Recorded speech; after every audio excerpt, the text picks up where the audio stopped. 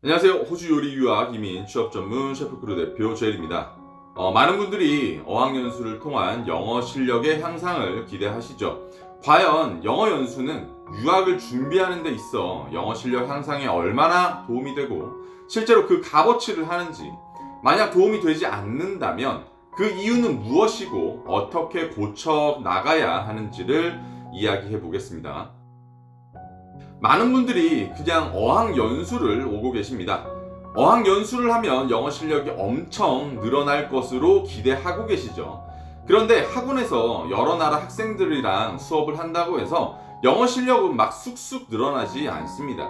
초급반 가면 유럽, 남미, 일본 동기들이랑 몸짓, 손짓 하면서 바디랭귀지만 엄청 하고, 오히려 늘어야 되는 영어는 안 늘고 일본어가 늘어오는 사람도 엄청 많죠.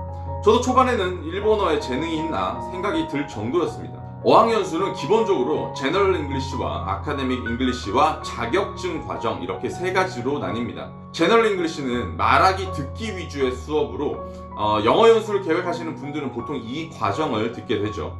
아카데믹 잉글리시는 대학 준비반이라고 불리지만 어학연수로 선택은 할 수도 있습니다. 조금 더 고급 단어를 배우고 발표와 토론이 중심인 심화 과정에 해당되죠. 자격증 과정은 테솔 같은 영어를 가르쳐 줄 수 있는 서티피케이트를 받을 수 있는 과정을 말합니다. 이 중에서 본인에게 부족한 부분을 어떤 과정을 들이면서 채워나가고, 한국으로 돌아가려 했을 때 우리나라에서 과연 이 어학연수의 경험이 얼만큼 값어치를 하는지, 그리고 돈 내고 자격증 따왔는데 너도나도 다 가지고 있는 운전면허증이면 쓸모없지 않겠습니까? 호주에서 대학을 가고 취업을 생각할 때도 각각의 목적에 맞게 선택을 하지 않으면 태어나서 처음으로 돈지랄이 뭔지 제대로 느끼시게 되실 겁니다. 어학연수 기관의 명성이나 역사나 이런 건 사실 중요하지 않다고 봐요. 학교의 역사가 오래되었다고 학교 시설이 삐까뻔쩍하다고 해서 본인이 공부를 하지 않는다면 쓸모가 있겠습니까? 재정적으로 여유가 있으시면 비싸고 좋은 학교로 가서 많은 혜택을 보지 않을 이유는 없죠. 결국 본인이 어떻게 얼마나 공부를 하느냐에 따라서 본인의 영어 실력이 달려 있는 겁니다. 어학연수 기관을 세 가지로 나누어서 설명드리도록 하겠습니다. 편의상 학비별로 1등급, 2등급, 3등급으로 지칭하도록 하겠습니다. 저렴한 어학원에 속하고 동남아 학생들과 남미 학생들이 줄을 이룹니다. 중국 사람이 운영하는 어학원 중에서 싼 영어 학교들이 많은데 의외로 평가가 굉장히 좋습니다. 일단 동남아 학생들은 한국 사람에 대한 인식이 좋고 친해지기 굉장히 쉽습니다. 유럽 사람이나 백인들이 같은 반에 많다고 해서 그들과 놀러 다니고 친해지는 건 사실 어려운 경우가 많아요. 문화도 다르고 관심사나 노는 스타일도 달라서 그러죠. 그래서 동남아나 일본 사람들이랑 친해지는 경우가 거의 대부분이에요. 일반적인 어학연수나 워킹 홀리데이를 하시는 분들이 이렇게 선택하시거나 비자 연장 쪽으로 생각하시는 분들이 이 3등급 어학원을 많이 선택을 하십니다. 가장 인기 있는 가격대이고 일반 어학연수 혹은 대학 준비하시는 학생들이 많이 선택을 하세요. 여기에서도 조금은 세세하게 나누어지는데 개인적으로 그냥 저희가 소개시켜 드릴 때 할인 나와 있는 곳으로 선택하시면 되고요. 3등급보다는 확실하게 수업의 강도가 빡빡하고 공부 안 하면 다음 단계의 반으로 넘어가지 못합니다. 대학을 목적으로 하는 기관이 대부분이라 중간 레벨 반으로 넘어가는 순간 수업 분위기가 갑자기 조금 심각하게 바뀌어요. 1등급 어학원과의 차이는 시설 정도라고 생각하시면 될 겁니다. 프리미엄 어학연수 기관이라고 생각하시면 돼요. 조기 유학을 오시거나 4년제 대학을 생각하시거나 재정적으로 조금 넉넉한 분들이 당연히 이런 데 투자를 하시죠. 학비가 비싼 만큼 좋은 환경을 제공받게 되고 다양한 내조 활동이나 익스커션, 관광 투어 등의 옵션을 제공합니다. 수업도 굉장히 빡빡한 편입니다. 당연하죠. 명성에 맞는 결과는 주어져야 하니까. 또한 좋은 어학원일수록 한 번에 인종수 제한을 둡니다. 간혹 한국 사람이 반 이상을 차지하거나 특정 국가의 학생들이 몰려서 영어를 쓰지 않고 자국어를 막 쓰는 예의 없는 짓으로 수업 분위기를 조금 망가뜨리는 경우가 많은데 1등급 학교 같은 경우는 이런 일이 거의 발생하지 않습니다. 그만큼 반의 개수도 많고 시설도 크고 재정적으로 단단한 학교라서 그렇습니다.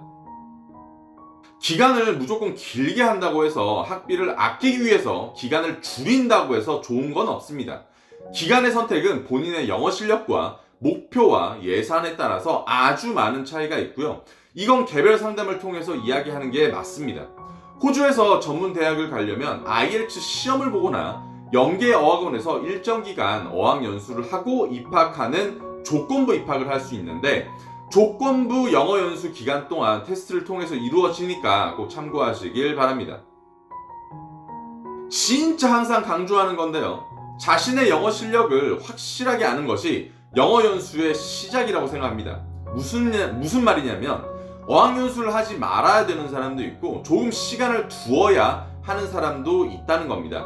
어학연수를 실패하는 가장 큰 요인 중 하나가 영어의 기초가 아예 없는 사람이 오는 거예요. 해외에 한 번 안 나가본 그냥 공부 잘하는 학생이 어학연수 1년 공부 못하는 학생보다 훨씬 영어를 잘합니다.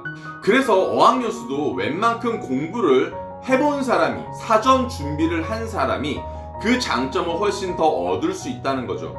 전 영어 자체 실력을 키우기 위해서 어학연수를 계획하시는 분들 중에 만약에 영어의 실력이 현저히 낮다고 본인이 인정할 정도면 제발 유학 전에 놀고 마시고 눈밭에 뛰어다니는 강아지처럼 뛰어놀고 있지 말고 들떠 있지 마시고 하루에 10시간, 14시간씩 공부하시면서 본인의 뇌에 예열을 하시길 바랍니다. 여지껏 공부 안 했던 사람이 어학연수 온다고 책상 앉아서 공부를 하게 되는 기적은 발생하지 않아요. 한국에서 놀던 만큼 호주에 놀게 되고 한국에서 게임에 미쳐 있었던 만큼 부모님 잔소리 없이 게임에 몰두하게 될 겁니다. 그 비싼 어학연수 비용과 생활비용 한 달에 대부분 한 200만 원 정도 해요.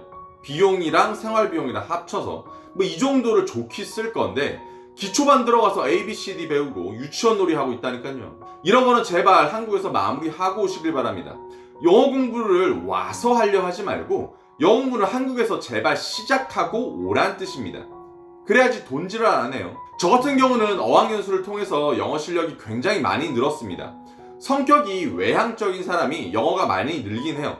하지만 본인에게 필요한 것이 단순 회화인지 시험 점수인지 자격증인지에 따라서 어떤 스킬을 늘리고 인정받을지는 생각하시면서 저희와 상담 받으시길 바랍니다.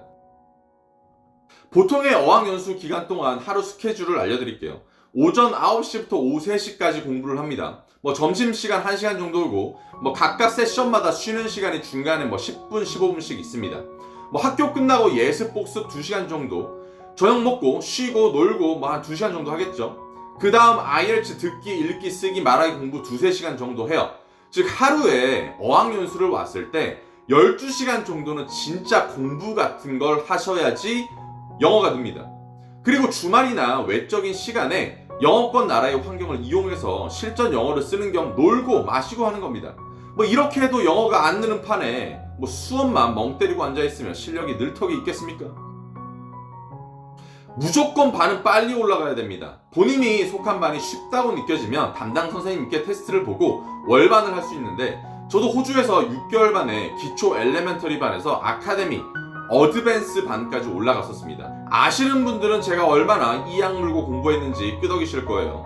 높은 수준의 영어를 구사하는 학생들이 많은 반으로 가서 계속 좌절감을 느껴보셔야 자극을 받으실 거예요. 저 같은 경우는 조용한 걸 좋아하는 편이라 낚시를 하면서 맥주 마시면서 느긋함을 즐기는 편이었는데 일주일에 하루는 일본인 친구들하고 펍에 가서 실전 영어를 쓰기 위해 돌아다녔어요. 제가 마술을 조금 할 줄 알고 영어는 못해도 입 터는 거를 잘해가지고 일본인들에게 굉장히 인기가 많았습니다. 덕분에 일본어를 많이 배웠죠.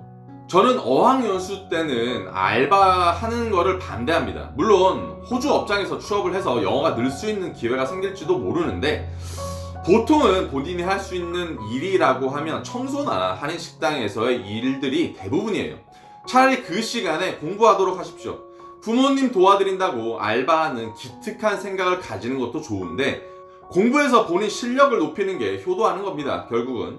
그렇기 때문에 부모님이 투자하시는 거고요. 공부할 때 공부하세요. 나중에 일하게 될 때 원 없이 일하시게 될 겁니다. 빡빡한 재정 상태를 생각하시고 와서 알바하시고 공부하실 거면 차라리 어학연수와 유학을 차라리 뒤로 미루십시오. 재정적으로 여유로울수록 공부에 집중할 수 있으니까요. 자, 오늘의 영상은 어떠셨나요? 유학을 하면 영어를 잘하게 될 거란 생각을 하지만 영어를 잘하게 되었을 때 유학을 해야 영어를 잘하게 된다는 거 여러분 잊지 마시고요. 현재 코로나로 인해서 많은 어학원들이 파산 혹은 휴업에 들어가면서 다양한 학비 혜택을 주는 프로모션들이 많이 나와 있습니다. 현재 입국이 불가능해서 온라인으로 어학연수를 하시는 분들이 많아지고 있는데 현지에서 하는 것과 많은 차이는 없습니다. 오히려 외국 생활비를 아끼면서 수업을 들을 수 있는 장점과 녹화본을 통한 예습과 복습이 가능하니 앞으로의 어학연수 시스템도 많이 달라질 거라고 생각을 하고요. 올해까지 많은 할인 혜택이 있으니까 이 기회를 놓치지 마시길 바랍니다. 학생 비자 유학이 허용되면 이만한 혜택은 다 없어질 거예요. 늘 건강하시고 체력관리, 열정관리 하시는 하루가 되셨길 바랍니다. 그럼 다음 영상으로 다시 찾아뵙겠습니다. 안녕!